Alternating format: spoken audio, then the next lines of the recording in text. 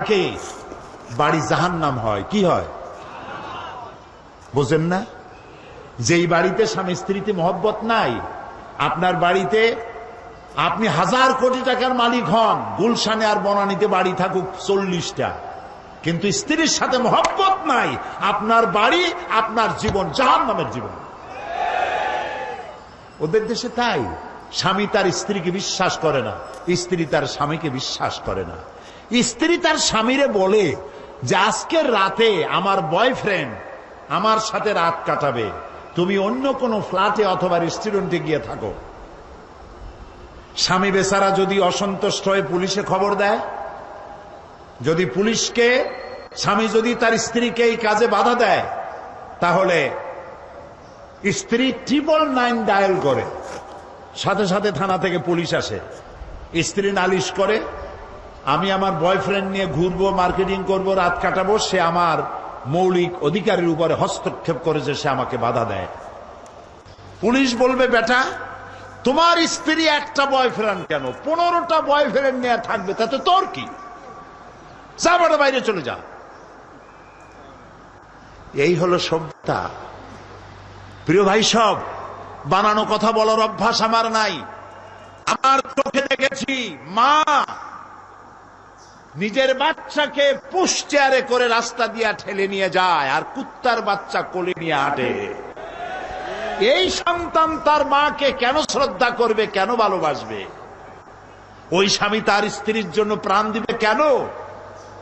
যে স্ত্রী তার স্বামীর সামনে ভিন্ন পুরুষের কণ্ঠলগ্ন হয়ে থাকে। এবং ওই স্ত্রীও বা স্বামীকে শ্রদ্ধা করবে কেন? যে স্বামী তার স্ত্রীর সামনে অন্য মেয়েদের বাহুলগ্ন হয়ে থাকে। ভালোবাসা নাই। সেই জন্য বৎসরের মধ্যে একদিন হলেও ভালোবাসার নামে ভণিতা করা লাগে বলে 14ই ফেব্রুয়ারি তারা বেছে নিছে। আমরা ওই জাতিকে বলি, আমি আজকে পরিষ্কার বলতে চাই, এটা বিশ্ব ভালোবাসা দিবস নয়, এটা বিশ্ব বেহায়া দিবস। আমার দরকার নাই তোমার ওই ভালোবাসা, কারণ আমার জন্মই হয়েছে ভালোবাসা দিয়া। আমার রসুল বলেছেন আদ-দীনু আন-নাসিহা, ইসলাম হলো ভালোবাসা। ইসলাম মানেই ভালোবাসা, ইসলাম মানেই ভালোবাসা। আজকাল তো আর দিবসের অভাব নাই। পিতৃ দিবস, মাতৃ দিবস, নারী দিবস, কন্যা দিবস, স্বাস্থ্য দিবস, কলেরা দিবস, বসন্ত দিবস। এখন আবার শুনতেছি নতুন ভাবে আর এক দেওয়াল লিখন হচ্ছে বিশ্ব চিন্তা দিবস। আয়োজকদের জিজ্ঞেস করলাম, ভাই বিশ্ব চিন্তা দিবসের থিম কি, বিষয়টা কি? কয় যে আমরা অনেক ভেবেছি যে কি করা যায়, পরে আমরা চিন্তা করলাম বিশ্ব চিন্তা দিবসে আমরা পার্কে, রাস্তায়, আইল্যান্ডে, বিভিন্ন জায়গায় দলবদ্ধ হয়ে বসে চিন্তা করব যে আসলেই আমরা কোনো বিষয় চিন্তা করতেছি কিনা। এগুলো বিশ্ব চিন্তা দিবসের থিম। কপাল পুড়েছে জাতির, আমাদের ভালোবাসা শিখায়। আমার ওইটার দরকার নাই। আমার বাংলাদেশের মতো, মুসলমানদের মতো যৌথ পরিবার পৃথিবীতে নাই।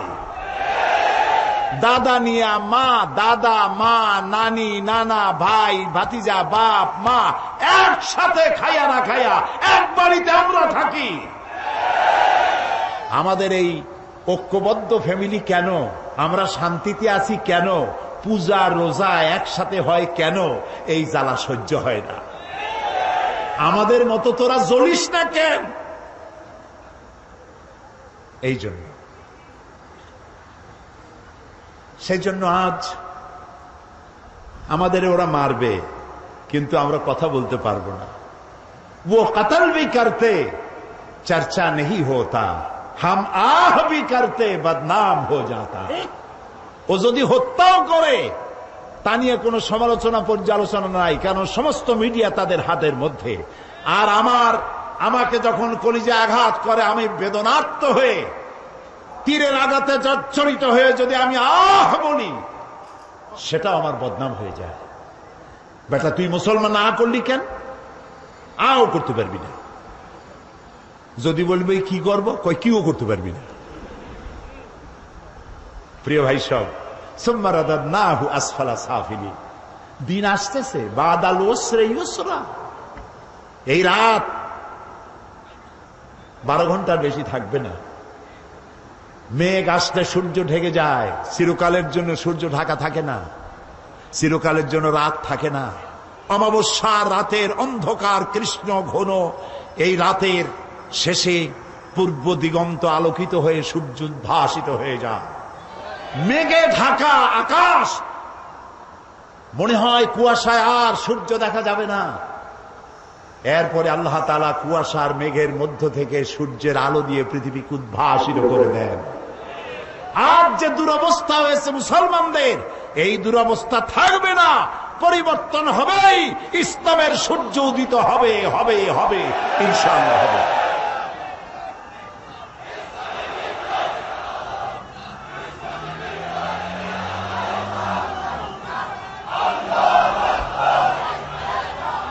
প্রিয় ভাই সব, প্রিয় ভাই সব, ইন্নাদ-দীন ইনদাল্লাহিল ইসলাম। আলহামদুলিল্লাহ কোন ইসলাম। আমার জন্ম সার্থক, আমাদের সকলের জীবন সার্থক যে ইসলামের মধ্যে পয়দা আল্লাহ করছেন। বলি আমিন। সবাই বলেন আলী আমিন। বলেন আলহামদুলিল্লাহি রাব্বিল আলামিন। সমস্ত প্রশংসা আল্লাহ তাআলা। লাকাল হামদু বিল ঈমান। বলেন লাকাল হামদু বিল ঈমান ওয়া লাকাল হামদু বিল কুরআন ওয়া লাকাল হামদু বিল ইসলাম। ইসলামের জন্য আমাদের জীবন ধন্য হয়ে গেছে। ভুল করেছি আমরা এক জায়গায়, বলবো এক জায়গায় না, 3 জায়গায় ভুল করেছি। কয় জায়গায়? 3 জায়গায়। বুঝতে কষ্ট হচ্ছে না তো? 1 নম্বরে ভুল করেছি, ইসলামকে মনে করেছি একটা ধর্ম। হিন্দু, খ্রিস্টান, বৌদ্ধ, ইহুদি বিভিন্ন ধর্ম যেমন, ইসলামকে ঠিক তেমন একটা ধর্ম মনে করেছি। 1। 2 নম্বরের ভুল করেছি, কোরআন শরীফকে বেদ, বাইবেল, গীতা, ত্রিপিটক, জিন্দাবিস্তা ইত্যাদি ধর্মগ্রন্থের মতো শুধুমাত্র একখানা ধর্মগ্রন্থ মনে করেছি। 3 নম্বরে ভুল করেছি, নবী করিম সাল্লাল্লাহু আলাইহি ওয়াসাল্লামকে শুধুমাত্র একজন ধর্মীয় নেতা মনে করেছি। এই 3টি গ্রেট মিস্টেক, 3টি শ্রেষ্ঠ ভুল, বড় ভুল, যে ভুলের খেসারত গোটা জাতিকে আরো কতকাল দিতে হবে আল্লাহ তাআলা ভালো জানেন। আল্লাহ আমাদের মাফ করুন, আমরা বলি আমিন। প্রিয় ভাই সব, 1 নম্বরে বলে নিতে চাই, ইসলাম হিন্দু, খ্রিস্টান, বৌদ্ধ অন্যান্য ধর্মের মতো শুধুমাত্র একটি ধর্ম নয়। এটি একটি পরিকল্পনা, এটি একটি স্কিম, এটি একটি জীবন বিধান। আর কোরআন, গীতা, বেদ, বাইবেল অন্য কিতাবের মতো নয়। আমি গীতাকে সম্মান করি, আমি রামায়ণকে সম্মান করি, আমি বেদকে সম্মান করি, আমি ইনজিল, ফুরকান, তাওরাত, জাবুর আল্লাহ যা নাজিল করেছেন সেগুলিকেও সম্মান করি। আমরা সমস্ত নবীদেরকে সম্মান করি। লা নুফাররিকু বাইনা আহাদিম মির রুসুলি। কোন নবীর মধ্যে তারতম্য করি না। আমরা ঈসা আলাইহিস সালামকে সম্মান করি, সুবহানাল্লাহ। ঈসা আলাইহিস সালামের মাকে সম্মান করি। কিন্তু তোমরা সম্মান করতে জানলা না। নিজের সম্মান না থাকলে অন্যকে সম্মান করা যায় না। রাসূলুল্লাহর মাথায় বোমার মতো পাগড়ি পরাইয়া আর অর্ধনগ্ন নারী 2 পাশে বসাইয়া আমার নবীকে বেইজ্জত করতে পারো নাই, বিশ্বের 600 কোটি মানুষকে বেইজ্জত করেছ, পৃথিবীর সভ্যতাকে বেইজ্জত করেছ। আমার রসুলের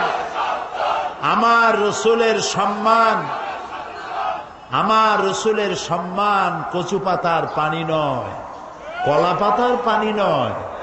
আমার রসুলের সম্মান হিমালয়ের পাহাড় সমান না। আমার রসুলের মর্যাদা আকাশ সমান না। আমার রসুলের মর্যাদা আল্লাহর আরশের সমান। আল্লাহর আরশ পর্যন্ত, আল্লাহর আরশে এই পৃথিবীর কোন মানুষকে আল্লাহ তাআলা দাওয়াত দেন নাই, আমার রাসূলকে দাওয়াত দিয়েছে। কাজী তাকে অমর্যাদা তোমরা করতে পারবে না, নিজেদেরকে অমর্যাদা করেছো। এ বিষয়ে আমি পরে কথা বলবো ইনশাআল্লাহ। এখন যেটা বলতে চাই, ইসলাম এটি একটি পূর্ণাঙ্গ জীবন ব্যবস্থা। আমি আগেই বলেছি, এটি শুধু নামাজ রোজা হজ যাকাত নয়, এটি একটি জীবন ব্যবস্থা। দেখুন, নবী করিম সাল্লাল্লাহু আলাইহি ওয়াসাল্লাম যখন হেরা পাহাড় থেকে নামলেন, তিনি তো একটা দাওয়াত দিয়েছিলেন, ইয়া আইয়ুহান নাস কুলু কি কন্ত লা ইলাহা ইল্লাল্লাহ তুফলিহু। কি মজার কালেমা, আলহামদুলিল্লাহ। মুক্তির জন্য তোমরা এটা ঘোষণা দাও। নবী করিম সাল্লাল্লাহু আলাইহি ওয়াসাল্লাম এই ঘোষণার পর শান্তিতে থাকতে পারেন নাই, সাহাবায়ে কেরাম অত্যাচারিত হয়েছে। বুখারী শরীফের হাদিস, ওয়ান খাব্বাব বিন আল-আরিত রাদিয়াল্লাহু তাআলা আনহু আন্নাহু قال শাকাউনা ইলা রাসূলিল্লাহি সাল্লাল্লাহু আলাইহি ওয়াসাল্লাম ওয়া হুয়া মুতাওয়াসসাদুন বুরদাতুন লাহু ফি জিল্লিল কাবা। হযরতে খাব্বাব বলেন, আমরা নবী করিম সাল্লাল্লাহু আলাইহি ওয়াসাল্লামের কাছে গেলাম, গিয়ে দেখি নবীজি কাবা শরীফের ছায়ায় চাদর মুড়ি দিয়ে আরাম ফরমাচ্ছেন। আমরা পাশে গিয়ে বললাম, আলা তাদউ লানা আলা তাস্তানসিরু লানা ইয়া রাসূলুল্লাহ, হে রাসূল, আপনি কি আমাদের জন্য দোয়া করবেন না? আপনি কি আল্লাহর সাহায্য আমাদের জন্য কামনা করবেন না? আমাদের বেলালকে ওরা মেরে শেষ করলো, খাব্বাবকে মারলো, খুবাইবকে মারলো, আম্মারকে মারলো, সুমাইয়াকে শহীদ করলো। আর তো নির্যাতন সহ্য করতে পারি না, আপনি কি আমাদের জন্য দোয়া করবেন না? নবীজি উঠে বসলেন, বললেন, ও খাব্বাব, তোমাদের আগে এই পৃথিবীতে যারাই দ্বীনের দাওয়াত দিয়েছেন, ইসলামের দাওয়াত যারাই দিয়েছেন। আচ্ছা ভাই, আরেকটা কথা বলি, কোন কোন বইতে লেখা আছে ইসলামের প্রবর্তক মুহাম্মদ সাল্লাল্লাহু আলাইহি ওয়াসাল্লাম। এই কথাটা কিন্তু ঠিক না। ইসলামের প্রবর্তক আল্লাহ তাআলা। ইসলাম কার? কিছু লোক আছে বেয়াদব, এদেরকে বেয়াদব ছাড়া আমি আর কিছু বলতে পারি না। তারা বলে মওদুদীর ইসলাম, বাগদাদের ইসলাম, অমুক জায়গার ইসলাম, তমুক জায়গার ইসলাম। এই জাতীয় কথা যারা বলে তারা বেয়াদব। ইসলাম তো মুহাম্মদ রাসূলুল্লাহ সাল্লাল্লাহু আলাইহি ওয়াসাল্লামেরও নয়। ইসলাম হচ্ছে কার? চিল্লায় বলেন। সুতরাং কোন মানুষের নামের সাথে ইসলাম বলা বেয়াদবি। ইসলাম আল্লাহ দিয়েছেন। নবী করিম সাল্লাল্লাহু আলাইহি ওয়াসাল্লাম বলেছেন, খাব্বাব, তোমাদের আগে ইসলামের দাওয়াত নিয়ে যারাই আসছেন, প্রত্যেক নবীর সাথে তার সাথীদের সাথে এই জাতীয় ব্যবহার হয়েছে। তোমরা জানো না, যারা এই দিনের দাওয়াত দিয়েছে তাদেরকে ধরা হতো, ফায়ুহফারু লাহু ফিল আরদ, তাদের জন্য জমিনে গর্ত খনন করা হতো, ফায়ুজআলু ফিহা, এরপরে সেই গর্তের মধ্যে তাকে কোমর পর্যন্ত দাবায় দেওয়া হতো, সুম্মা ইউতা বিল মানশার, এরপরে করাত আনা হতো, ফায়ুদাউ আলা রাসিহি, এরপরে সেই করাত তার মাথার উপরে রাখা হতো, ফায়ুজআলু নিসফাইন, এরপরে করাত দিয়া চিরে জীবিত মানুষটিকে দ্বিখণ্ডিত করে ফেলে দেওয়া হতো। মা ইয়াসুদ্দুহু যালিকা আন দীনিহি, এত কষ্ট দেওয়ার পরেও একজন মুসলমানকেও তারা দ্বীনের রাস্তা থেকে এক চুলও সরাইতে পারে নাই। আমরা পারবো এরকম? পারবো? কারা কারা পারবো? আলহামদুলিল্লাহ। হাত নামা, হাত নামা, হাত নামা। রাসূলুল্লাহ বলছেন, শোনেন শোনেন শোনেন, নবী করিম সাল্লাল্লাহু আলাইহি ওয়াসাল্লাম বলছেন, ওয়াল্লাহি ওয়াল্লাহি লা ইউতাম্মান্নাল্লাহু হাযাল আমরা হাত্তা ইয়াসিরুর রাকিবু মিন সানা ইলা হাদারামাউত। ও খাব্বাব, আমি আল্লাহর নামে কসম করি। কে কে কসম করছে? হুজুরে করিম সাল্লাল্লাহু আলাইহি ওয়াসাল্লাম আল্লাহর নামে শপথ করছি। সুবহানাল্লাহ। ও খাব্বাব, সেদিন বেশি দূরে নয়, যেদিন ইয়েমেনের রাজধানী সানা থেকে শুরু করে হাজার হাজার মাইল দূরে হাজারামত পর্যন্ত সুন্দরী যুবতী মেয়েরা রূপের পসরা নিয়ে, সদাগরেরা ব্যবসায়ের মাইল নিয়ে, উট আর ছাগল আর ভেড়া নিয়ে যাতায়াত করবে হাজার হাজার মাইল। লা ইয়াখাফু ইল্লাল্লাহ, আল্লাহ ছাড়া কোনো ভয় তাদের দিলে থাকবে না। চোরের ভয়, ডাকাতের ভয়, ধর্ষণের ভয় থাকবে না। কে বলছেন? কার নামে কসম করে? আল্লাহর নামে কসম করে বলছেন। তারপরে রাসূলুল্লাহ বলছেন আবে যিবু আলা গানামি, তবে হ্যাঁ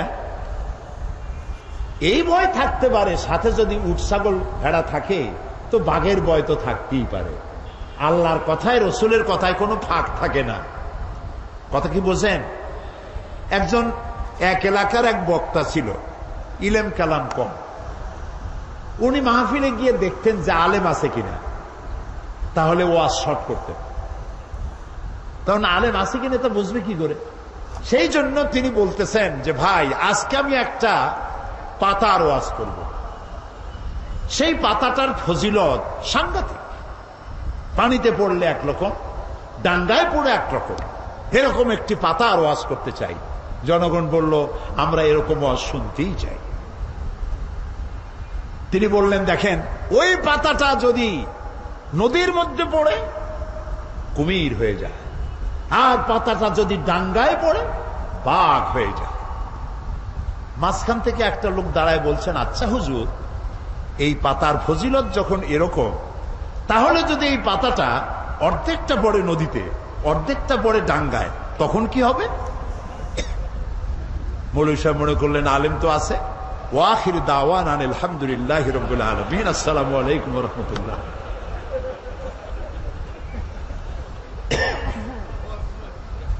তো কথার মধ্যে ফাঁক থাকে মানুষের, কিন্তু কথার মধ্যে ফাঁক থাকে না আল্লাহর, কথার মধ্যে ফাঁক থাকে না রসুলের। এখানে আল্লাহ তাআলা, রসুল বলছেন লা ইয়াখাফু ইল্লাল্লাহ, আল্লাহ ছাড়া কোনো ভয় থাকবে না। তারপরে যদি কেউ উট নিয়ে যায়, ছাগল নিয়ে যায়, আর পাহাড়িয়া বাঘ এসে যদি উট নিয়ে যায়, তাহলে রসুলের কথার মধ্যে তো অসুবিধা হয়ে গেল। লোকেরা বলবে উনি বললেন আল্লাহ ছাড়া ভয় নাই, ভয় তো আছে। সেই জন্য রাসূলুল্লাহ বললেন আবি যিবু আলা গানামি, এটা হতে পারে যে বাঘে তোমার উট ছাগল ভেড়া নিয়ে যাইতে পারে, কিন্তু সুন্দরীরা ধর্ষিতা হবে না, সদাগরের মাল চুরি হবে না, মানুষের জীবন নষ্ট হবে না, এরকম সমাজ আসবে। ওয়ালাকিন্নাকুম তাস্তাজিলুন, আসলে তোমরা খুব তাড়াহুড়ো করছো। তাড়াহুড়ো করো না, ধৈর্য ধরো। এটা পাওয়ার জন্য বহুত নবীদের জীবন দিতে হয়েছে, সময় লাগবে। ইসলাম শুধু নামাজ, রোজা, হজ, যাকাত নয়, শুধু দাড়ি, টুপি, মেসওয়াক নয়। দাড়ি, টুপি, জামা, মেসওয়াক, নামাজ, রোজা সহ বিশাল স্কিম, বিশাল পরিকল্পনা।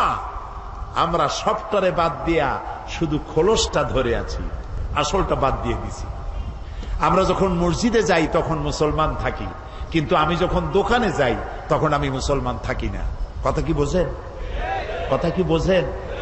হায় রে মুসলমান, বলতেও লজ্জা করে। এই যে ভেজাল ধরা আবিষ্কার, যখন ভেজাল ধরার জন্য ঢাকায় যখন অভিযান চললো, হায় হায় রে, কি দেখলাম! কি সব নাম করা হোটেলে কি খাওয়ায়! গরিবে খাইলে কয় যে ফ্যান খায়।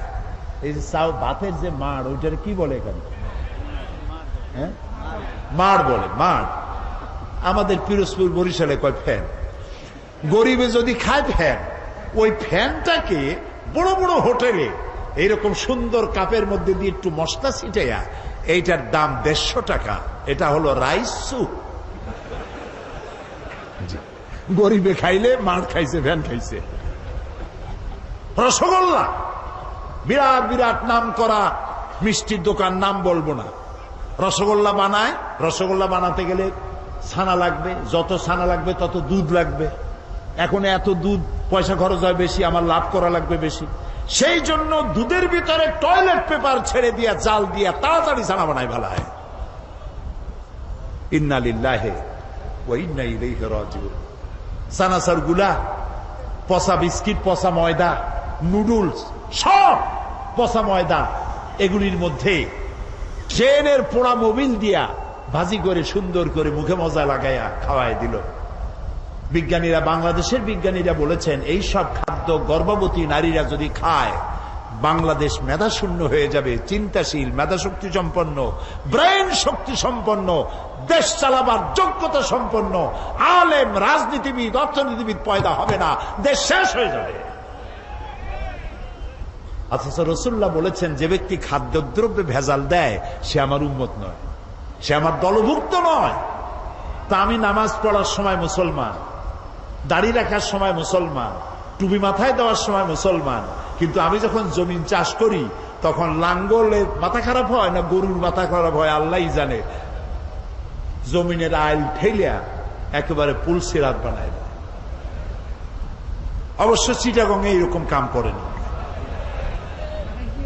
গরুর গোস্তের নাম করিয়া মহিষের গোস্ত খাওয়ায়, খাসির গোস্তের নাম করিয়া পাতি শ্রীগলের গোস্ত খাওয়ায়। নাউজুবিল্লাহ। প্রিয় ভাই সব, এটার নাম ইসলাম না। ইসলাম কি সেটাই বলতে চাই। ইসলাম এমন এক জীবন ব্যবস্থা দিয়েছিল, নবী করিম সাল্লাল্লাহু আলাইহি ওয়াসাল্লামের ইন্তেকালের পর ঐতিহাসিকরা লিখছেন এক যুবতী সুন্দরী নারী মদিনা থেকে রওনা করেছে, কোথাও যাবেন। মুসলমান কারে কয় দেখেন, কোথাও যাবেন। সন্ধ্যা হয়ে গেছে। মেয়ে লোকটি ভাবলো এখন যদি আমার আত্মীয় বাড়ি যেতে তো এখন অনেক দেরি, আমি একা একা কেন বেরোলাম। দুঃখে ক্ষোভে নিজের মাথার চুল নিজের ছিঁড়তে ইচ্ছে করছে তার। হাহারে, এখন যদি আমি কোনো পরপুরুষের সামনে পড়ি তাহলে তো আমার সারা জীবনের লালিত সতীত্ব ধ্বংস হবে, আমার অলংকার আদি চুরি হবে। ভয়তে চোখ দিয়ে পানি পড়তেছে। আস্তে আস্তে করে গন্তব্যের দিকে আগাচ্ছে। হঠাৎ দেখতে পেল দূরের থেকে একটা যুবক পুরুষ তার দিকেই আসতেছে। মেয়ে লোকটি ভয়তে বসে পড়েছে। সুন্দরী যুবতী নারী বসে বসে ভয়ের চোটে এখনই আমার সব শেষ। যুবকটি আস্তে আস্তে করে হেঁটে মহিলাটির সামনে এসে দাঁড়ায়ছে। মহিলা ভয়তে চোখ থেকে দরদর করে পানি পড়ছে। যুবক বলছে কি জানেন, যুবকটি মেয়ে লোকের চোখের উপরে চোখ রেখে বলছে, মা, আমাকে দিয়ে তোমার কোনো ক্ষতি হবে না। মা, তুমি কোথায় যেতে চাও আমাকে বলো, আমি তোমাকে নিরাপদে পাহারা দিয়ে তোমার গন্তব্যে পৌঁছে দেব। আমার পরিচয় শোনো, আমি মুসলমান। নবী করিম সাল্লাল্লাহু আলাইহি ওয়াসাল্লাম এই মুসলমান বানাইছিলেন। এই ছিল তার ইসলাম। অমুসলিমরা মনে করেছিল মোহাম্মদ সাল্লাল্লাহু আলাইহি ওয়াসাল্লাম আমাদের মূর্তি ভাঙতে আসছে।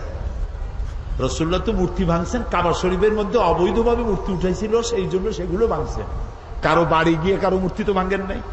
আছে কোনো হাদিস, কোন দলিল আছে যে কারো বাড়ি গিয়ে মূর্তিগুলো ফালাই দিয়েছে তাদের মূর্তি?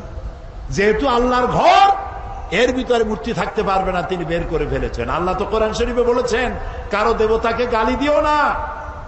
কারো দেবতাকে গালি দিলে ওরা তোমার আল্লাহরে গালি দিবে।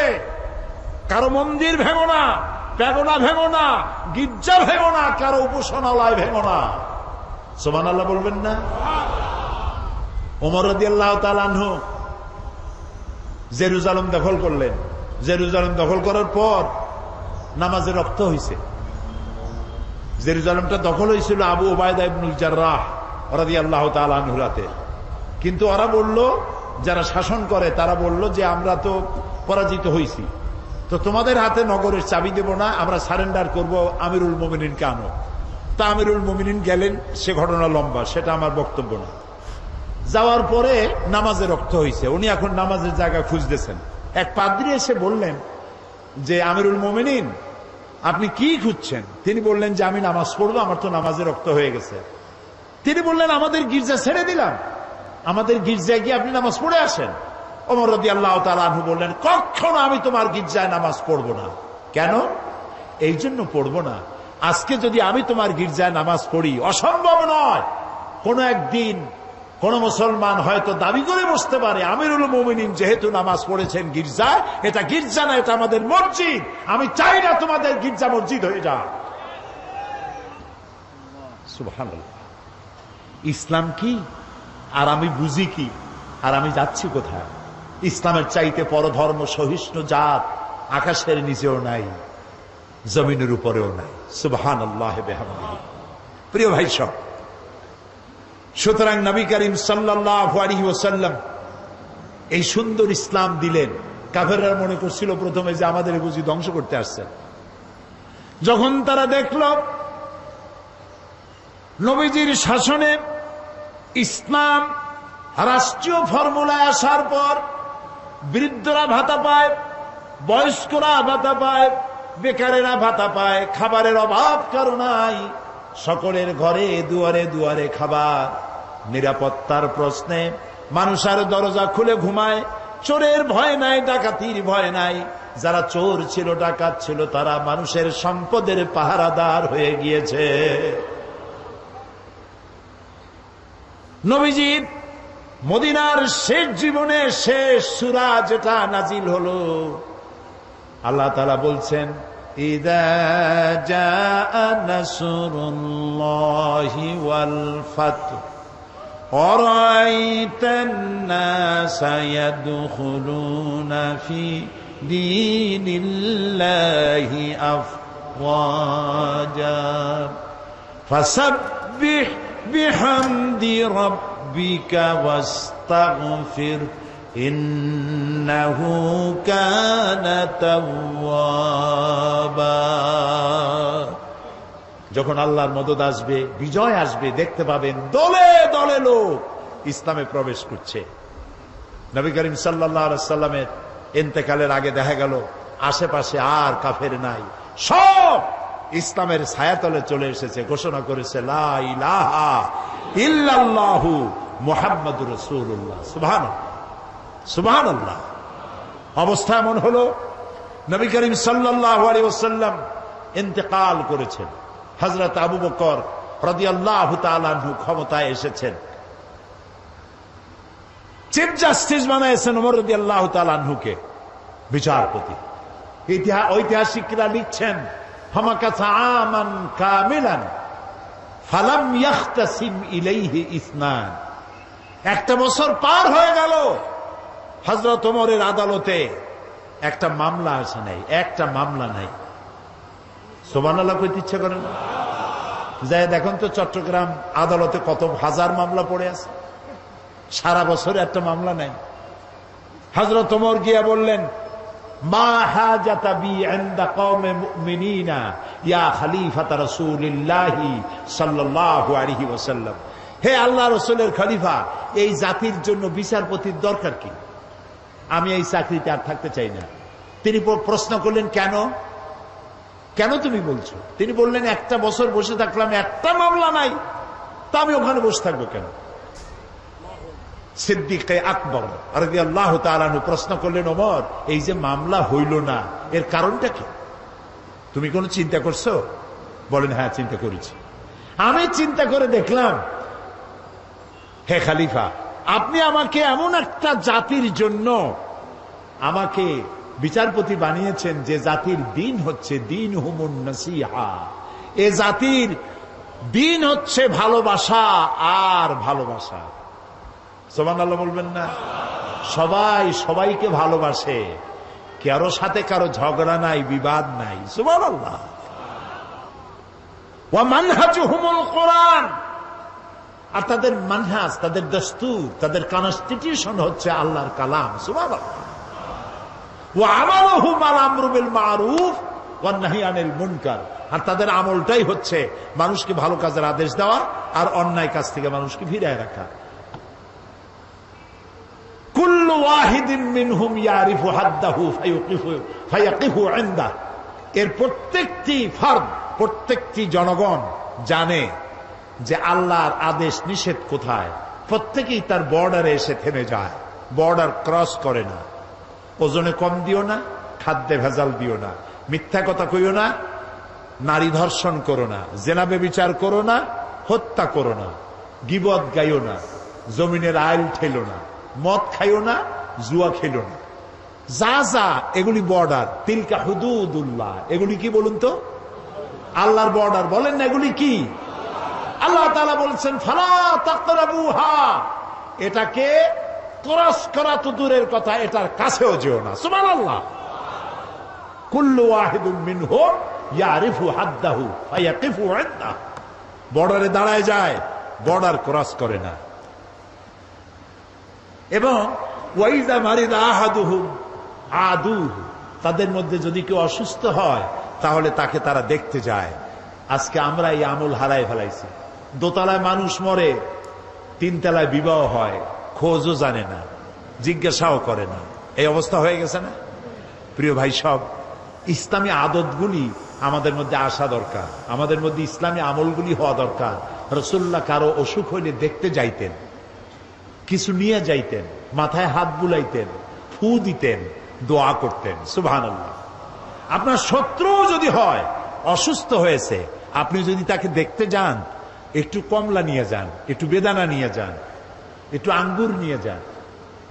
আপনার সাথে শত্রুতা থাকবে, চক্ষু লজ্জার সৃষ্টি হবে। তাহাদ্দু তাহাব্বু, হাদিয়া দাও, মোহব্বত বাড়বে। আর সালাম দাও, গণ গণ সালাম দাও। সুবহানাল্লাহ। আফসুস সালাম, রাসূলুল্লাহ বলেছেন সালাম দাও, বেশি করে সালাম দাও। সুতরাং নবী করিম সাল্লাল্লাহু আলাইহি ওয়াসাল্লাম যে জীবন ব্যবস্থা এনেছিলেন, সেই ব্যবস্থা ছিল এরকম, যেখানে ঝগড়াঝাটি ছিল না, মারামারি ছিল না। এই হলো ইসলাম। সেই ইসলাম এই পৃথিবীতে যাতে আর উঁচু না হতে পারে, এই পৃথিবীটাকে ধ্বংস করার জন্য যত মতবাদ তৈরি হয়েছিল সব শেষ, পুঁজিবাদ শেষ, কমিউনিজম শেষ। মানুষের গন্তব্য ছিল ইসলামের দিকে। কোন দিকে গন্তব্য? ইসলামের দিকে। সেই ইসলাম যেন আগাতে না পারে, সেই জন্য মুসলমানদের নাম দিতে হবে সন্ত্রাসী। কি নাম দিতে হবে? সন্ত্রাসী। শুরু হয়ে গেল সন্ত্রাস, পৃথিবী জুড়ে সন্ত্রাস শুরু হয়ে গেল। বর্তমান পৃথিবীতে সন্ত্রাস নাই এমন কোন দেশ আছে বলে আমার জানা নাই। সারা দুনিয়া জুড়ে সন্ত্রাস। এই মাহফিল হওয়ার কথা ছিল কবে বলেন? ডিসেম্বর মাসে বোমা খইয়ের মতো ফুটতে লাগলো চতুর্দিকে। কেন ফুটাইল?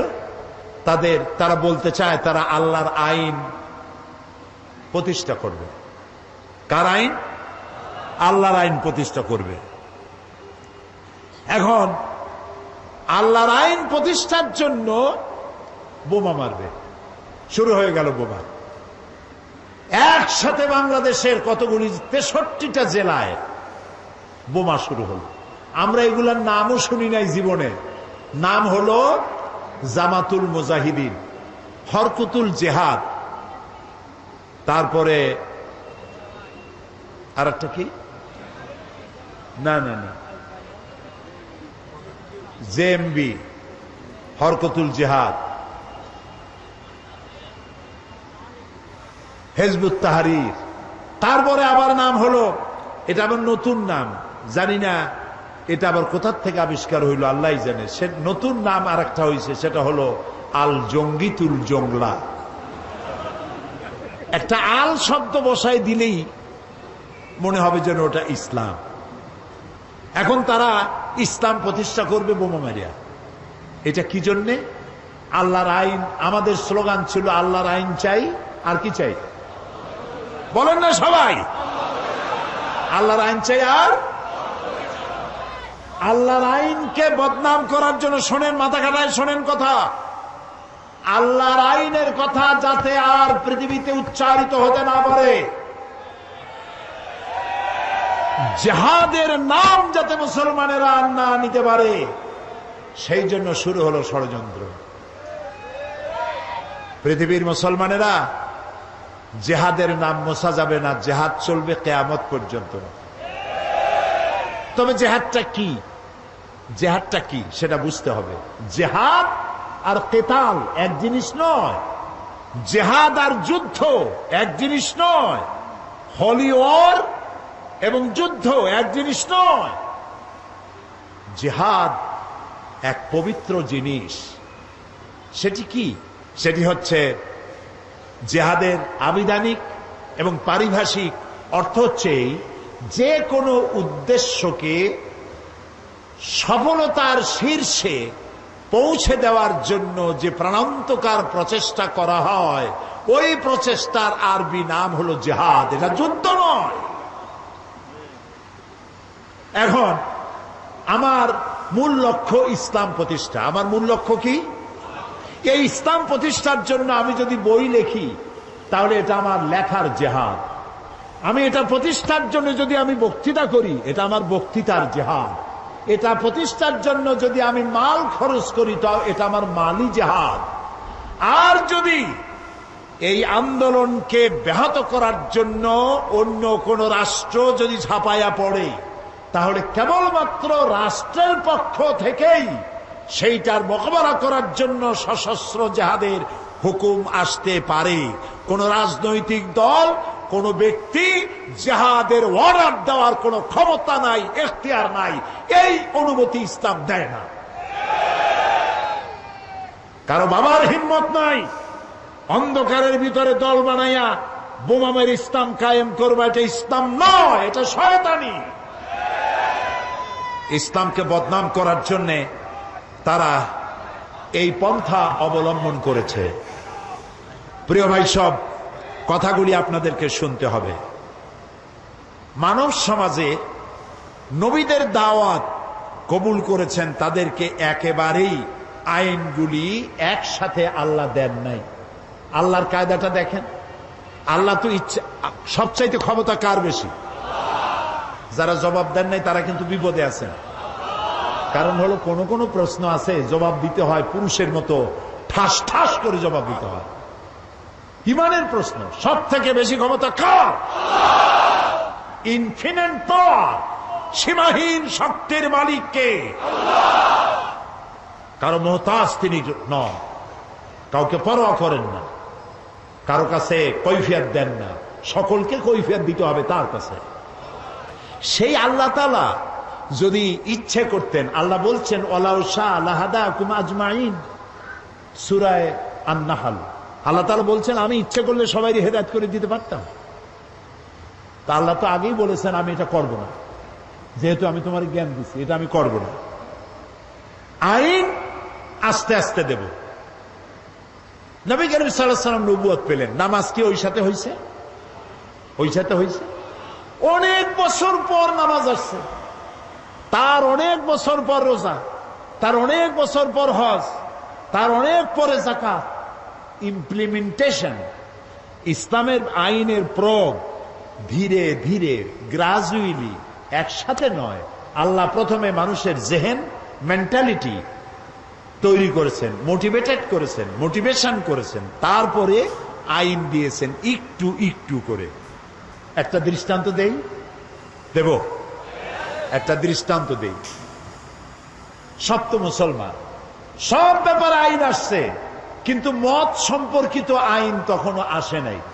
ইসলাম কবুলকারী মুসলমানেরা কেউ কেউ তখনও শরাবের ব্যাপারে কোন আইন আসে নাই বলে শরাব পান করতেন। প্রশ্ন উঠল, হে রাসূল, এই যে মদ টদ খাইয়া মাতলামি করে টরে, এসব ব্যাপারে তো কোনো আইন টাইন আসলো না, এটা বিষয়টা কি? তো রাসূলুল্লাহ কথা বলতেন না যতক্ষণ জিবরাইল না বলে, জিবরাইল যতক্ষণ বলতেন না যতক্ষণ আল্লাহ রাব্বুল আলামিন প্রশ্নের জবাব দিলেন, ওয়ায়াসআলুনাকা আনিল খামরি ওয়াল মাইসিরি কুল ফীহিমা ইসমুন কাবীর ওয়া মানাফিউন লিন-নাস। হে নবী, আপনাকে প্রশ্ন করা হয় মদ এবং জুয়া সম্পর্কে, আপনি বলুন এ দুটোই ভালো জিনিস নয়, কল্যাণমূলক নয়, তবে এর মধ্যে মানুষের কিছু কল্যাণ আছে। মদের মধ্যে, জুয়ার মধ্যে মানুষের কিছু কল্যাণ আছে। 10 টাকা দিয়ে লটারিতে টিকিট কিনছে, যদি লাগিয়ে যায় তো 10 টাকার টিকিটে লেক্সাস গাড়ি পেয়ে গেছে, 10 কোটি টাকা পেয়ে গেছে। এখন জিন্দিগি যে গাড়ি দেখে নাই, 10,000 টাকা জীবনে ওর বাবেও চোখে দেখে নাই। সে যদি 1 কোটি টাকা হাতে পায়, ও কি দুনিয়ার আর দুনিয়া মনে করবে? ওর সামনে তো মেয়ে লোক তো যাইতেই পারবে না, যা খুশি তাই করবে। সেই জন্য কল্যাণ আছে, রাতারাতি আঙ্গুল ভুলে কলা গাছ হইতে পারে। মদ খাইলে কিছু সময়ের জন্য রাজা রাজা ভাব একটু হইতে পারে, কিন্তু ওয়া ইসমুহুমা আকবারু মিন নাফিহিমা, কিন্তু উপকারের চাইতে অপকারিতা বেশি। কে বললেন? আল্লাহ তাআলা। এটা এই আয়াত নাজিল হওয়ার পর যে সমস্ত মুসলমানরা মদ পান করতেন, ওনারা মনে করলেন যে মানুষের কল্যাণ আর অকল্যাণ আল্লাহর চাইতে তো কেউ ভালো বোঝার কথা না। তিনি যখন বলছেন কল্যাণের চাইতে অকল্যাণ বেশি, কাজী এটা পান করব না। 25% শরাবখোর শরাব ছেড়ে দিল। আরেকদিন এর কিছুকাল পরে একদিন নামাজ পড়তে গেছেন একজন ইমাম, ইমামতি করছেন তিনি, যিনি একটু আগে খাইয়ে আসছেন। 17 পারা শুরু করে 23 পারায় গিয়ে ঢুকছে। মাথা তো ঠিক নাই। রাসূলের কাছে প্রশ্ন করলো যে এই তো নামাজ পড়লো ইয়া খাইয়া, এখন তো নামাজের মধ্যে প্যাঁচ লাগাই ফেলাইছে, এখন কি হবে? আল্লাহ তাআলা বলে দিলেন, লা তাকরাবুস সালাত ওয়া আনতুম সুকারা হাত্তা তা'লামুনা মা তাকুলুন। যত তোমরা ওই অবস্থায় নামাজ পড়া তো দূরের কথা, নামাজের কাছেও যেও না যতক্ষণ তোমরা না বুঝো যে তোমরা কি বলছো। মাথার থেকে মদের ক্রিয়া না যাওয়া পর্যন্ত নামাজ পড়া তো দূরের কথা, কাছেও যেও না। বুদ্ধিমান মুসলমানেরা মনে করলেন এত খারাপ এটা খাইয়ে নামাজ পড়া তো দূরের কথা, কাছেও যাওয়া উচিত না, দেখতে এটা খাবো না। আরো 25 ভাগ ছেড়ে দিল, তাও আমরা সুবহানাল্লাহ কব না। এখন কত হইল? রেশিও কত? 50-50। অর্ধেকে খায়, অর্ধেকে খায় না। আল্লাহর আইনের প্রতি আনুগত্যের রেশিও যখন এই পর্যায়ে আসছে, তখন চূড়ান্ত আয়াত নাজিল হয়ে গেল, ইন্নামাল খামরু ওয়াল মাইসিরু ওয়াল আনসাবু ওয়াল আজলামু রিজসুম মিন আমালিশ শাইতানি ফাজতানিবুহু। মদ, জুয়া, মূর্তি, পাশা, এগুলি সব নিষিদ্ধ ঘোষণা করা হলো। এগুলি সব শয়তান কর্তৃক উদ্ভাবিত নোংরা কাজ। তোমরা ফাজতানিবুহু, এগুলি পরিত্যাগ করো। শয়তান চায় এই কাজগুলির মাধ্যমে তোমাদেরকে আল্লাহর জিকির এবং স্মরণ থেকে বিরত রাখতে। ফাহাল আনতুম মুনতাহুন, তোমরা কি এগুলি জানার পরেও বিরত থাকবে না? তখন তো মাইক নাই, রেডিও নাই, টেলিভিশনও নাই, মোবাইলও নাই। রাসূলুল্লাহ বললেন, এই আয়াতগুলি রাস্তায় রাস্তায় তেলাওয়াত করো, যাও। কয়েকজন সাহাবী নামাই দিলেন। সাহাবীরা রাস্তায় রাস্তায় আয়াত চিল্লায় পড়তেছেন। শরাব খানার ভিতরে যেসব মুসলমান শরাব খাচ্ছিলেন, কোরআনের আয়াত শুনতে পেলেন, হাতে গ্লাস ছিল মদের, ছুঁড়ে ফেলে দিলেন। মুখে নিয়েছিলেন, কুলি করলেন। যিনি গিলেছিলেন, গলায় আঙ্গুল দিয়ে বমি করে ফেলে দিলেন। মদের দোকানদার লাথি মেরে তার মদের পাত্র ভেঙে চুরমার করে দিল। এর নাম মুসলমান, এর নাম ইসলাম, এর নাম ইসলাম। ঠাইসা দুনিয়া লা ইকরাহা ফিদ্দীন, দিনের মধ্যে কোনো বাড়াবাড়ি নাই। আমাদের ধর্মনিরপেক্ষ ভাইরা, ওনারা লা ইকরাহা ফিদ্দীন নিছেন ওনাদের ধর্মনিরপেক্ষের দলিল হিসাবে। না বুঝলে যা হয়।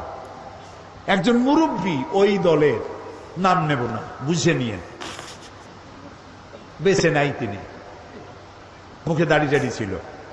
আমি একদম বললাম, বড় ভাই, এই ধর্মনিরপেক্ষ না থাকলে কি হয়? এইটারে বাদ দিলে আমরা তো কাছাকাছি হইতে পারি। আপনি আমার পাকা ধানে মই দেন নাই, আমিও আপনার হালের গরু পিটায় মারি নেই। আপনাদের সাথে আমাদের কোনো শত্রুতা নাই। এটা করেন কেন? এটা বাদ দিতে পারেন না? কয় কোন কি? আল্লাহ নিজেই তো ধর্মনিরপেক্ষ। আমরা আস্তাগফিরুল্লাহ, কয় কি? আল্লাহ চাইতে ধর্মের পক্ষে কেউ আছে? এই তো কেবল আমি তো শুরুই করছি, ইন্নাদ-দীনা ইনদাল্লাহিল ইসলাম। আল্লাহ তো বলছেন আমার কাছে পছন্দ কেবলমাত্র ইসলাম। জোরে কোন কি? চিল্লায় বলো, আমার কাছে পছন্দনীয় কেবলমাত্র ইসলাম। তা আল্লাহ তো সব থেকে ধর্মের পক্ষে, আর আপনি কোন কি? কয় যে ওই যে আছে লাকুম দীনুকুম ওয়ালিয়া দীন, ওটাও তো ধর্মের পক্ষে। লাকুম দীনুকুম ওলিয়া দিন, তোমার জন্য তোমার ধর্ম, আমার জন্য আমার ধর্ম। তার মানে কি? তার মানে হলো তুমি তোমার ধর্মের পক্ষে থাকো, আমি আমার ধর্মের পক্ষে থাকি। সুবহানাল্লাহ। প্রিয় ভাই সব, ইসলাম এসেছে এইভাবে, মার দাঙ্গা করে আসে নাই। দেখেন না রসুলের, আমি কি বলবো, আমি তো বলে শেষ করতে পারবো না। নবী করিম সাল্লাল্লাহু আলাইহি ওয়াসাল্লাম তখনও পর্দার আয়াত নাজিল হয় নাই, সাহাবীরাও বসা, মেয়ে লোকও বসা পাশাপাশি। এক যুবক মহিলা, এক যুবক পুরুষ, একটা সুন্দরী যুবতী, চেহারা ভালো লাগছে, তার দিকে এরকম তাকায় আছে। রাসূলুল্লাহ কিচ্ছু বললেন না, শুধু হাত দিয়ে মাথাটা ধরিয়া যুবকের আরেক দিকে ঘুরাই দিলেন, মুখ দিয়ে কিচ্ছু বললেন না। যুবক মেসেজ পাইয়া গেছে না? এটার নাম ইসলাম। মারামারি নয়, কলজায় কষ্ট দেওয়া নয়, বোমা মারা নয়, ঠ্যাঙ্গা মারা নয়। আল্লাহ তাআলা বলছেন, ফাবিমা রাহমাতিন মিনাল্লাহি লিনতা লাহুম ওয়ালাউ কুনতা ফাজ্জাল গালিযাল কলব লাম ফাদ্দু মিন হাওলিক। হে রাসূল, আপনার প্রতি আল্লাহর দয়া হলো এই, আপনার কলজাটারে আল্লাহ একদম নরম বানাই দিয়েছে। যেই কাছে আসে সিমেন্টের মতো লাগিয়ে যায়। যদি আপনার মেজাজ খারাপ হইতো, কলজাটা যদি শক্ত হইতো, কেউ কাছে আসতো না, সব দূরে সরে যেত। ইসলাম আসছে ভালোবাসা দিয়ে। সুবহানাল্লাহ। আপনারা বলতে পারেন, তাহলে যুদ্ধ হইল কেন? বদর, ওহদ, হুনাইন, ইয়ারমুক, তাবুক, খন্দক হইল কেন? প্রত্যেকটি যুদ্ধ ছিল ডিফেন্সিভ, আত্মরক্ষামূলক। রাসূলুল্লাহ নিজে যুদ্ধ শুরু করেছেন, এরকম একটি যুদ্ধের প্রমাণ কেউ দেখাতে পারবেন না। রাতের বেলায় কোন সাহাবীদের পাঠায় দেন নাই, এই গোত্রের লোকের আমার উপর ঈমান আনে নাই, আমার জ্বালাইছে, যাও আগুন জ্বালাইয়া পোড়ায় দাও। আছে এমন? সব থেকে রসুলকে কে জ্বালাইছে বেশি? আব্দুল্লাহ বিন উবাই। এই আব্দুল্লাহ বিন উবাই রসুল্লাহকে এত জ্বালাইলো, মরার সময় ছেলে পাঠাই দিল রসুল্লাহকে, বলো আমার এই জন্য, আমি যা করছি আমার তো দোজক ছাড়া উপায় নেই, তো রসুল্লাহর একটা জামা যদি আমারে দিতেন, আর তিনি যদি আমার জানাজাটা পড়তেন। নবী করিম সাল্লাল্লাহু আলাইহি ওয়াসাল্লাম জামা দিয়ে দিলেন, জানাজা পড়তে রওনা হইছেন। হযরত ওমর রাদিয়াল্লাহু তাআলা আনহু বলছেন, ইয়া রাসূলুল্লাহ, ওর জানাজা পড়বেন আপনি? এত কষ্ট দিল আপনাকে, ইসলামকে এত জ্বালাইলো, তার জানাজা পড়বেন আপনি? আল্লাহ তাআলা আয়াত নাযিল করলেন, এদেরকে আমি ক্ষমা করব না। রাসূলুল্লাহ বললেন, আমি 70 বার মাফ চাইবো। আল্লাহ বললেন, 100 বারও যদি ক্ষমা চাওয়া হয় মাফ করা হবে না। আপনি যদি ক্ষমা চান অথবা ক্ষমা নাই চান, আমি তাকে ক্ষমা তো করবই না, আর কোনদিন এদের কবরের কাছে আপনি দাঁড়াবেন না। প্রিয় ভাই সব, মার দাঙ্গা করে ইসলাম আসে নাই। ইসলাম এসেছে পরিপূর্ণ মহব্বতের মধ্য দিয়ে, ভালোবাসার মধ্য দিয়ে ইসলাম পৃথিবীতে এসেছে। সুতরাং যারা বোমা মারতেছে, ওরা ইসলাম বোঝে নাই। ইসলাম মানেই তো শান্তি। ইসলাম মানে কি কন্ত? শান্তি। আসলাম তু, সারেন্ডার করলাম। আল্লাহ বললেন ইব্রাহিম আলাইহিস সালাম রে, আসলিম, সারেন্ডার করো। ইব্রাহিম আলাইহিস সালাম বললেন কি? আসলাম তু। আল্লাহ তাআলা বলেন, ইব্রাহিম আসলিম। ইব্রাহিম আলাইহিস সালাম বললেন, আসলামতু লিরাব্বিল আলামিন। সারেন্ডার্ড হয়ে গেলাম, আত্মসমর্পিত হয়ে গেলাম। ইসলাম মানে শান্তি। আর আত্মসমর্পণ করে যারা, তারা হলো মুসলমান। আর আল্লাহর 99টি নামের মধ্যে একটি নাম হলো সালাম। সালাম মানে শান্তি। আমাদের সাথে একজনের আরেকজন যখন দেখা হয়, আমরা কি বলি? আসসালামু আলাইকুম। আর আপনি কি করবেন শুনলে? ওয়ালাইকুম আসসালাম। ভুলবেন না, কিন্তু ভুলবেন না। সালাম দিবেন গণ গণ। যার সাথে যার দেখা হয়, আসসালামু আলাইকুম। একটু পরে আবার দেখা হইলো, আসসালামু আলাইকুম। বাড়ি যায় বউরে দেবেন সালাম। বাড়ি যায় বউরে কি দিবেন? এই সালাম কিন্তু অনেকে দেয় না, মনে করে বউরে দেব সালাম, তাহলে আমার ইজ্জত থাকবে। রাসূলুল্লাহ দিতেন। ঘরের মধ্যে গিয়ে আপনি বলছেন আসসালামু আলাইকুম, তার অর্থ কি আপনি আপনার ঘরের মধ্যে আল্লাহর রহমত দিয়ে প্রবেশ করতেছেন। তবে আজকে স্ত্রীর না বুঝে ফট করে সালাম দিয়েন না। হয়তো স্ত্রী ভয় পেয়ে যাবে যে কোনোদিন সালাম দেয় না, আজ যখন সালাম দিয়েছে খবর আছে। এই জন্য বুঝাই নিবে সালাম দেওয়া সুন্নত। সালাম দেওয়া কি সুন্নত। তাহলে আমরা পরস্পর দেখা হইলে সালাম দেই। নামাজ পড়ে শেষে কি বলি? আসসালামু আলাইকুম ওয়া রাহমাতুল্লাহ। জীবনের শেষ নামাজ কোনটা? জানাজা। সেই জানাজায় আমরা কি বলি? শেষে গিয়ে আসসালামু আলাইকুম রহমতুল্লাহ। তারপরে মৃত্যুর পরবর্তী জীবনে যেখানে যাব, শেষ গন্তব্য যেটা আশা করি, সেটাও দারুস সালাম, ওয়াদখিলনাল জান্নাতা দারাকা দারুস সালাম। তো ইসলামের সব জায়গায় শান্তি। এই শান্তিপূর্ণ ইসলামে যারা বোমা মারে তারা ইসলামের শক্তি নয়, তারা ইসলামের দুশমন। আল্লাহ তাআলা বলেছেন, ওয়ালা তাসাউ ফিল আরদি মুফসিদিন, তোমরা জমিনের উপরে সন্ত্রাসীদের কাতারভুক্ত হয়ো না। ওয়ালা তুফসিদু ফিল আরদি বাদা ইসলাহিহা, শান্তি প্রতিষ্ঠার পরে বিপর্যয় সৃষ্টি করো না, সন্ত্রাসী তৎপরতা চালাইও না। প্রিয় ভাই সব, ঝালকাঠিতে 2 জন মারলো বিচারপতি, আসামি ধরা পড়লো। পুলিশে জিজ্ঞেস করছে, মারলা কেন? কয় যে মারবো না, ও তো আল্লাহর আইন কায়েম করো না। তুমি কি চাও? আমি আল্লাহর আইন কায়েম করতে চাই। আচ্ছা ভাই, আপনি বলেন, বিচারপতিরা কি আইন তৈরি করে? বিচারপতি তো আইন ইমপ্লিমেন্টেশন করে, প্রয়োগ করে মাত্র। সেই বিচারপতি মেরে ফেললো, পুলিশ মেরে ফেললো। পুলিশে জিজ্ঞেস করছে, আচ্ছা তুমি যদি এখন মরো তাহলে কি হবে? আমি বেহেশতে চলে যাবো, আমি তো শহীদ হবো। আরে উল্লুক, তুমি শহীদ হবা? তুমি তো খুন করে আসছো মানুষ। এই যে চট্টগ্রাম আদালত পাড়ায় বোমা বিস্ফোরিত হলো, কথা কন না কেন? হয় নাই?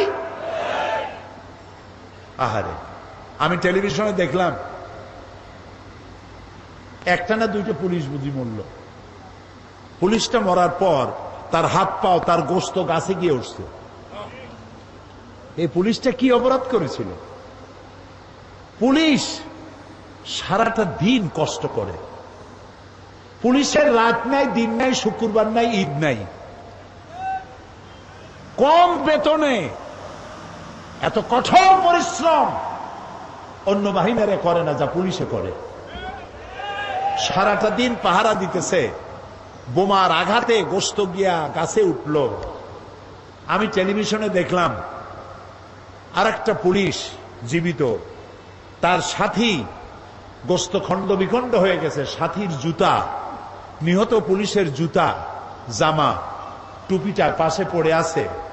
আর তার আরেক পুলিশ ওই জুতার রক্তমাখা বিচ্ছিন্ন দেহের পাশে দাঁড়ায় আছে। পুলিশটার চোখ দিয়ে দরদর করে পানি পড়তেছে। নিহত পুলিশের ছোট্ট মেয়েটি জালেবায় তার কাছে গিয়ে জিজ্ঞেস করে, আমার বাবা কি অপরাধ করছিল, কেন মরল আমার বাপ? যে পাপিষ্ঠ বোমা মারলো তার 2 হাত 2 পা উড়ে গেল। হসপিটালে গিয়েছে, তাকে পানি দাও, পানি চেয়েছে, পানি দিল। নার্স পানি দিয়েছে বাও হাত দিয়া। সে জিজ্ঞেস করলো, তুমি মুসলমান না? নার্স বললো, আমি মুসলমান। তো বাও হাত দিয়া পানি দিলা কেন? আমি বাও হাতে পানি খাবো না। দেখছেন অবস্থা? খুন করে আসছে মানুষ, ও এখন বাও হাত আর ডাইন হাত তালাশ করে। আমি সেদিন বরিশালে বলছিলাম, কদিন আগে বরিশালে মাহফিল ছিল, বললাম যে একজনের শরাব খাওয়ার অভ্যাস ছিল। শরাব বোঝেন তো? মদ খাওয়ার অভ্যাস। কিন্তু তার মোষ ছিল খুব বড়। কিছু লোক আছেন এরকম মোষ রাখে, বড় কবি হইলে, বড় বুদ্ধিজীবী হইলে অবস্থায় এরকম যেন 6 মাস চুল দাড়ি কাটে টাটে না, একটা পাটের বস্তা পাশ দিয়ে ঝুলে থাকবে, একটু বুদ্ধিজীবী ভাব। মোষ এত বেশি যে 5 ব্যাটারি টর্চ মারলেও বোঝা যাবে না যে লোকটা হাসে না কান্দে। এই রকমের মোষওয়ালা এক লোক ডান হাত দিয়া মোষ উঁচা করিয়া নাকের উপর দিয়া ধরিয়া বাও হাত দিয়া গিলতেছে। আরেকজন বন্ধু এসে বলছে, ভাই তুমি মদ এত কষ্ট করে খাও কেন, এত উঁচু করে ধরে টরে? কয় যে ভাই, ওলামায়ে হাজারাত, তাদের কাছে শুনেছি এই পানি টানি জাতীয় কোন জিনিস খাইতে গেলে যদি মোষ ভেজে তাহলে নাকি মাকরু হয়। খাইতেছে মদ, তালাশ করতেছে মাকরু। আরে বেটা, তুই মানুষ খুন করে আসিস, বেহেশত তো ভালো, তোর জায়গা হবে তো জাহান্নামে, তোর তো জানাজাও হবে না, কোন আলেম তোর জানাজা দিবে না, তুই জাহান্নামে যাবি। কোন সন্দেহ নাই জাহান্নাম। মান কাতালা মুমিনান মুতাআম্মিদান ফাজাযাউহু জাহান্নাম। আমার আল্লাহ তাআলা বলেছেন, জেনে শুনে কোন মানুষকে মুমিনকে হত্যা করলে যাবি জাহান্নামে, কিয়ামত পর্যন্ত আল্লাহর লানত হবে, আর চিরকাল জাহান্নামে যাবি, কোনদিন আল্লাহর জান্নাতে যাইতে পারবি না। তবে কাফন আর গোসল করতে হবে, দিতে হবে। জানাজা পড়বে সলিমুদ্দি কসিমুদ্দিরা, কোন আলেম জানাজা পড়াবে না, কোন জামাত হবে না। 3-4 জন মানুষে কোন রকম জানাজা পড়ে মাটির মধ্যে ধুয়ে আসবে, শয়তান। লা তাকতুলু আনফুসাকুম, আল্লাহ তাআলা বলেছেন আত্মহত্যা করো না, আত্মহত্যা করা হারাম। কে বলেছে তোমাকে সুইসাইড করতে? আল্লাহর আইন প্রতিষ্ঠা করার জন্য। নাউযুবিল্লাহি মিন যালিক, আমরা বলি নাউযুবিল্লাহি মিন যালিক, আল্লাহ নিষেধ করেছেন। সুতরাং এইভাবে যারা আজকে, আমাদের দেশে তো ব্রিটিশ আমলেও ইসলাম ছিল না, তাই না হুজুর? ব্রিটিশ আমলে দেশে আল্লাহর আইন ছিল? কথা কন না কেন? আচ্ছা, পাকিস্তান আমলে তখনও কি ইসলাম ছিল? ওরা তো বলছিল ইসলামের আইন কানুন পাশ করবো, সেই জন্য পাকিস্তান বানাইলাম। ওরা কি ইসলামী আইন দিছিল? পাকিস্তান চলে গেল, তারপরেও কি ইসলামী আইন আমাদের দেশে আছে? নাই। তো ব্রিটিশ আমলে ছিল না, পাকিস্তান আমলে ছিল না, এখনো নাই।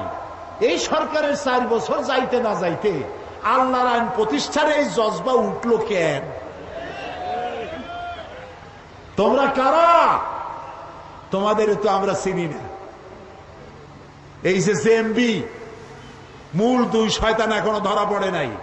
আল্লাহর কাছে কোরআন সামনে রেখে দোয়া করি, আল্লাহ এই মূল 2 শয়তান এবং এদেরকে যারা বুদ্ধি দিয়েছে, এদেরকে যারা টাকা দিয়েছে, এদেরকে যারা পরামর্শ দিয়েছে, গোটা জাতির সামনে এদেরকে উলঙ্গ করে দাও।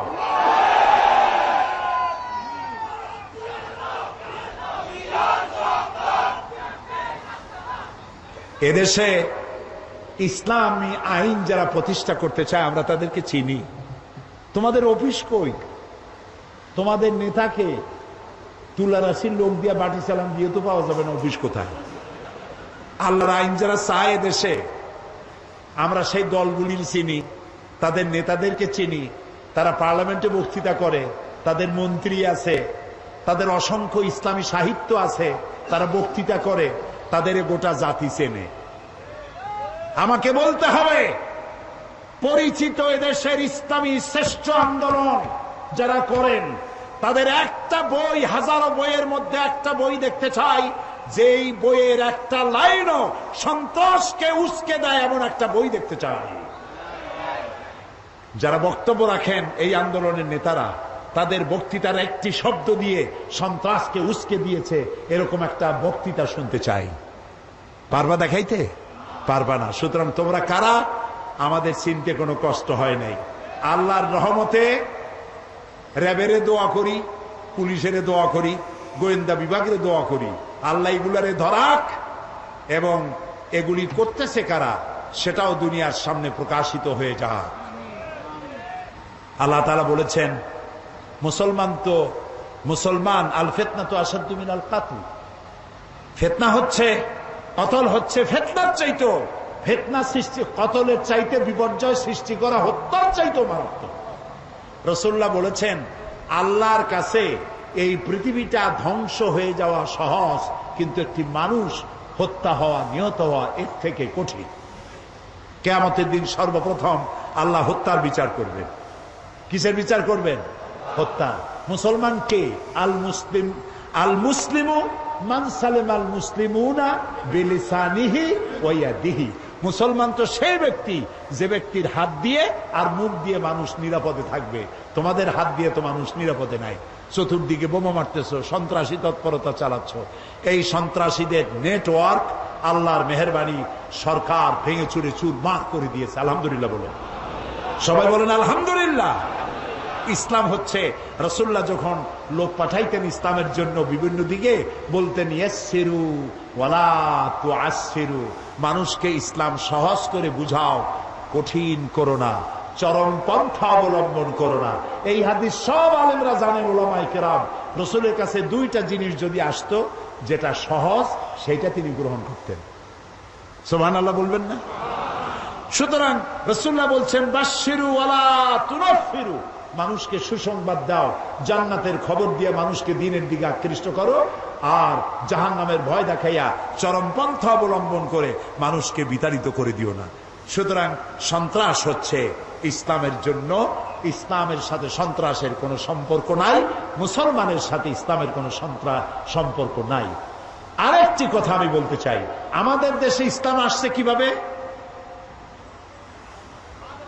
হ্যাঁ, ঠিক বলেছেন, বড় বড় আলেম আর আল্লাহর ওলি, সমস্ত বড় বড় আলেমরা এবং আল্লাহর ওলিরা বেশি ইসলাম প্রচার করেছে। সুবহানাল্লাহ কও।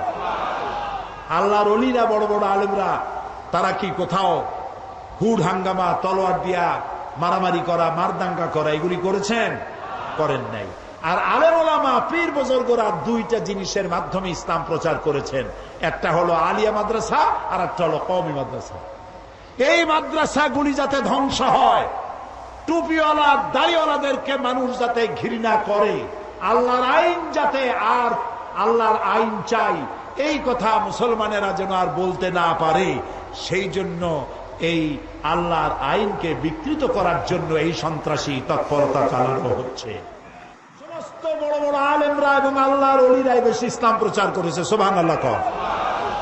আল্লাহর ওলিরা, বড় বড় আলেমরা, তারা কি কোথাও হুড হাঙ্গামা, তলোয়ার দিয়া মারামারি করা, মারদাঙ্গা করা এগুলি করেছেন? করেন নাই। আর আলেম ওলামা, পীর বুজুর্গরা দুইটা জিনিসের মাধ্যমে ইসলাম প্রচার করেছেন, একটা হলো আলিয়া মাদ্রাসা আর একটা হলো কওমি মাদ্রাসা। এই মাদ্রাসাগুলি যাতে ধ্বংস হয়, টুপিওয়ালা দাড়িওয়ালাদেরকে মানুষ যাতে ঘৃণা করে, আল্লাহর আইন যাতে, আর আল্লাহর আইন চাই এই কথা মুসলমানেরা যেন আর বলতে না পারে, সেই জন্য এই আল্লাহর আইনকে বিকৃত করার জন্য এই সন্ত্রাসী তৎপরতা চালানো হচ্ছে, যাতে করে টুপি আর দাড়ি, আলেম ওলামার মাদ্রাসা বাদ দিয়ে মানুষ যেন ধর্ম নিরপেক্ষমুখী হয়, সেই জন্য এই ষড়যন্ত্র চালানো হচ্ছে। এ কথা এখন স্পষ্ট হয়ে গেছে। এ ব্যাপারে আমার লেখা একটা বই আসছে, জঙ্গিবাদ ও সন্ত্রাস দমনে, জঙ্গিবাদ, সন্ত্রাস ও জঙ্গিবাদ দমনে ইসলাম, ইতিহাস শুদ্ধ কারা এই কাজগুলি করছে, এ বইয়ের মধ্যে লিপিবদ্ধ হয়েছে। বইটা গ্লোবাল প্রিন্টিং নেটওয়ার্ক, সেখানে পাওয়া যাবে। দুইজন ইসলাম কবুল করবে, মা এবং ছেলে। আলহামদুলিল্লাহ। মায়ের নাম, মা মহিলা প্যান্ডেল আছে এখানে, মা ও ছেলে একসাথে ইসলাম কবুল করবেন। মায়ের নাম স্বপ্না ঘোষ, স্বামী মৃত খোকন শিকদার। মায়ের নাম আলো রানী, 30 বছর বয়স, পেশা চাকুরি, ধর্ম হিন্দু, বাড়ি পটিয়া, চট্টগ্রাম। বর্তমান নাম পছন্দ করেছে বিবি আয়েশা। ছেলে হচ্ছে রানা শিকদার, আর পিতা মৃত খোকন শিকদার, বাড়ি চকবাজার। তারা দুইজন, মা এবং সন্তান, ওই প্যান্ডেলের ভেতরই আছে। তো তারা, আপনারা পড়েন আমার সাথে, লা ইলাহা ইল্লাল্লাহু মুহাম্মাদুর রাসূলুল্লাহ।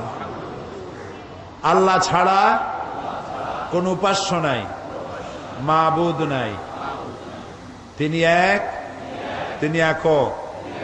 মুহাম্মদ সাল্লাল্লাহু আলাইহি ওয়াসাল্লাম আল্লাহর প্রেরিত রাসূল।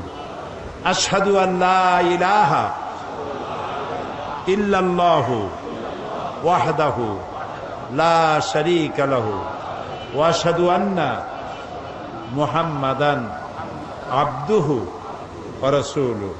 আমি সাক্ষ্য দিচ্ছি, আল্লাহ ছাড়া কোনো ইলাহ নাই, মাবুদ নাই, উপাস্য নাই, তার কোনো অংশীদার নাই, তিনি এক, তিনি একক।